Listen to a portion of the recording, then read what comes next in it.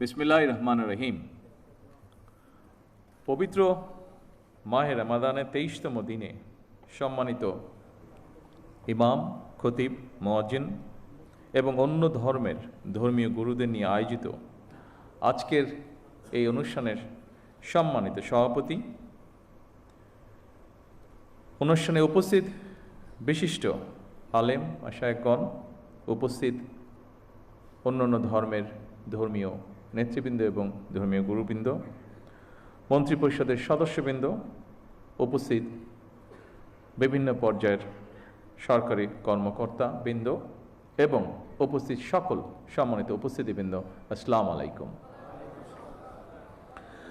আজকের এই ব্যতিক্রম ধর্মী এই অনুষ্ঠানে আপনারা এমন কিছু মানুষ আজকে এখানে একত্রিত হয়েছেন, কোনো বাধ্যবাধকতা ছাড়াই মানুষ যাদেরকে সম্মান করে, জীবনের অনেক কঠিন মুহূর্তে যাদের কাছে দুটো ভালো উপদেশ বা সঠিক পরামর্শ মানুষ আশা করে এবং পেয়েও থাকে।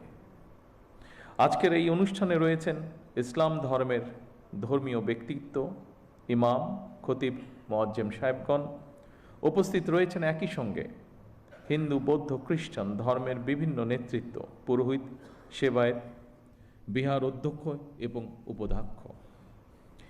যে উদ্দেশ্যে আজ আমরা এখানে একত্রিত হয়েছি, ইতিমধ্যেই আপনারা সেটি দেখেছেন, সেটি জেনেছেন, সেটি আপনারা শুনেছেন।